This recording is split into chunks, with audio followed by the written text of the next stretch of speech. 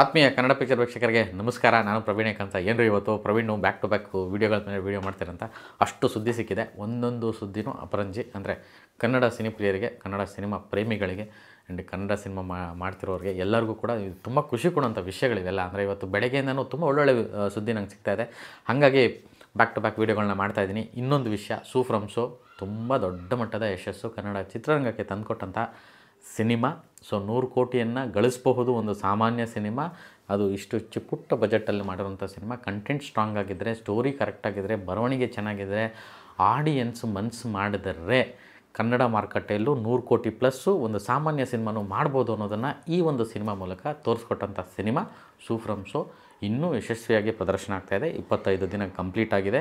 50ನೇ ದಿನದತ್ತ ಭರ್ಜರಿಯಾಗಿ ಮುನ್ನುಗ್ತಾ ಇದೆ. ಈ ಥರ 25 ದಿನ, 50 ದಿನ, 75 ದಿನ, 100 ದಿನ ಎಲ್ಲ ನೋಡಿ ತುಂಬ ದಿನಗಳಾಗಿತ್ತು. ಅಂದರೆ ಒಂದು ಸಿನಿಮಾ ಅಷ್ಟು ಸ್ಟ್ರಾಂಗಾಗಿ ಥಿಯೇಟ್ರಲ್ಲಿ ನಿಂತ್ಕೊಂಡು ಹೋಗುವಂಥದ್ದು.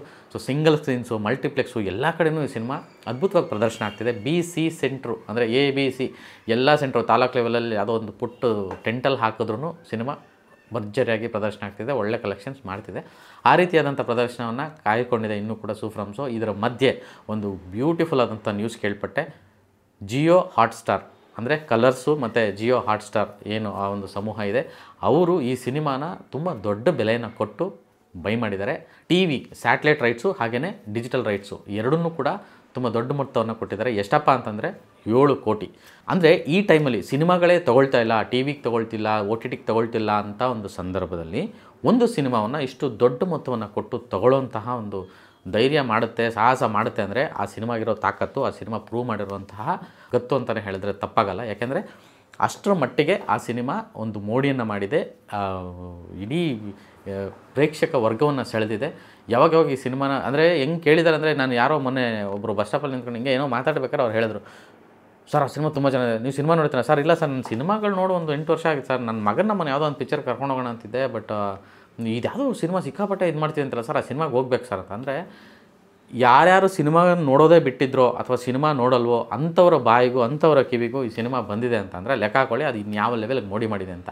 ಒಂದು OTT ಅವರು ಅಥವಾ ಒಂದು ಸ್ಯಾಟಲೈಟ್ ಅವರು ಈ ಸಿನಿಮಾಗೆ ಅಷ್ಟು ದೊಡ್ಡ ಮಟ್ಟದ ದುಡ್ಡು ಕೊಡ್ತಾರೆ ಅಂತಂದರೆ ಲೆಕ್ಕ ಹಾಕೊಳ್ಳಿ ಅವ್ರಿಗೆ ಇನ್ನೆಷ್ಟು ಇದರಿಂದ ಬಿಸ್ನೆಸ್ ಆಗ್ಬೋದು ಅನ್ನೋ ಊಹೆ ಇರ್ಬೋದು ಅಂತ.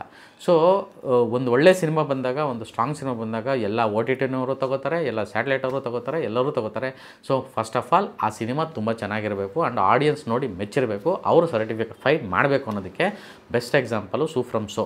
ಸೊ ಆಡಿಯನ್ಸ್ ಸರ್ಟಿಫೈ ಮಾಡಿದ್ರೆ ಎಲ್ಲರಿಗೂ ಒಳ್ಳೆ ಬೆಲೆನೇ ಸಿಗುತ್ತೆ. ಸ್ಯಾಟಲೈಟು TV ಅವರು ತೊಗೊಳ್ತಾರೆ, OTT ಅವರು ತೊಗೊಳ್ತಾರೆ ಅನ್ನೋದಕ್ಕೆ ಒಂದು ಎಕ್ಸಾಂಪಲ್ ಸೆಟ್ ಮಾಡಿ ನಿಲ್ಲಿಸಿದೆ ಸೂ ಫ್ರಮ್ ಸೋ.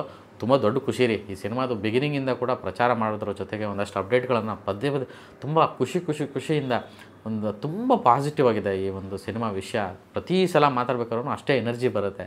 ಸೊ ಅಗೇನ್ 100 ಕೋಟಿ ಪ್ಲಸ್ ಸಿನಿಮಾ ದುಡ್ಡನ್ನು ಮಾಡಿದೆ. ಅದು ಹೊರದೇಶದಲ್ಲಿ ದಾಖಲೆ ಮಟ್ಟದ ದುಡ್ಡನ್ನು ಕನ್ನಡ ಸಿನಿಮಾ ಒಂದು ಗಳಿಸಿರುವಂಥದ್ದು. ಅದು ಸಾಮಾನ್ಯ ಕನ್ನಡ ಸಿನಿಮಾ, ದೊಡ್ಡ ಸ್ಟಾರ್ ಇಲ್ಲ, ದೊಡ್ಡ ಬಜೆಟ್ ಅಲ್ಲ, ದೊಡ್ಡ ಪ್ರಚಾರ ಇಲ್ಲ, ಎಲ್ಲ ಆಡಿಯನ್ಸೇ ಮಾಡಿದ್ದು, ಎಲ್ಲ ವರ್ಡ್ ಆಫ್ ಮೌತೇ ಆಗಿದ್ದು. ಸೊ ಇವತ್ತು ಈ ಮಟ್ಟಕ್ಕೆ ಬಂದು ನಿಂತಿದೆ.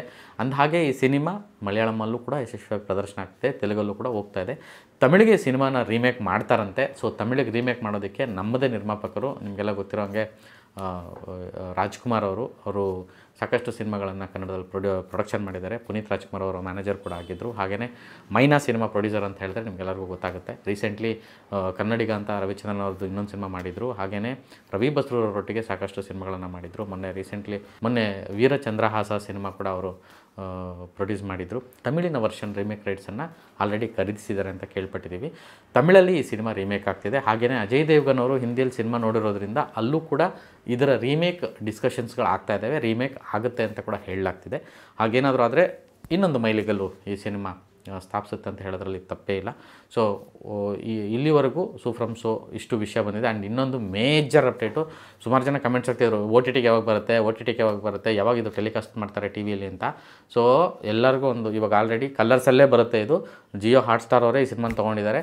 ಈ ಸಿನಿಮಾ ಮೋಸ್ಟ್ಲಿ ದಸರಾ ಹಬ್ಬದ ಪ್ರಯುಕ್ತ TVಯಲ್ಲೂ ಬರುತ್ತೆ, ಜೊತೆಗೆ OTTಯಲ್ಲೂ ರಿಲೀಸ್ ಆಗುತ್ತೆ ಅಂತ ಒಂದು ಊಹಿಸಿದ್ದೀವಿ. ಇನ್ನೂ ಅಧಿಕೃತವಾಗಿ ಅವರೇನು ಹೇಳಲಿಲ್ಲ. ಸೊ ಈಗಾಗಲೇ ಇವಾಗ ತಾನೇ ತೊಗೊಂಡಿರೋದ್ರಿಂದ ಆ ಟರ್ಮ್ಸು ಕಂಡೀಷನ್ಸ್ ಎಲ್ಲ ಮುಗಿದು ಆಮೇಲೆ ಸಿನಿಮಾ ಇನ್ನೂ ಥಿಯೇಟ್ರಲ್ಲಿ ತುಂಬ ಚೆನ್ನಾಗಿ ರನ್ ಆಗ್ತಿರೋದ್ರಿಂದ ದಸರಾ ಹಬ್ಬಕ್ಕೆ ಈ ಸಿನಿಮಾನ OTTಯಲ್ಲಿ ನೀವೆಲ್ಲ ನೋಡ್ಬೋದು ಮತ್ತು ಟಿ ವಿಯಲ್ಲೂ ಕೂಡ ಇದನ್ನು ಪ್ರಸಾರ ಮಾಡ್ತಾರೆ ಅಂತ ನಾವು ಅಂದ್ಕೊಂಡಿದ್ದೀವಿ. ಇದು ಜಸ್ಟ್ ಪ್ರೆಡಿಕ್ಷನ್ ಅಷ್ಟೇ, ಅಧಿಕೃತವಾಗಿ ಅವರೇ ಅನೌನ್ಸ್ ಮಾಡಬೇಕು. ಸೊ ಇದಿಷ್ಟು ಸೂ ಫ್ರಮ್ ಸೋ ಸಿನಿಮಾದ ಇವತ್ತಿನ ಮಾಹಿತಿ. ನಮಸ್ಕಾರ.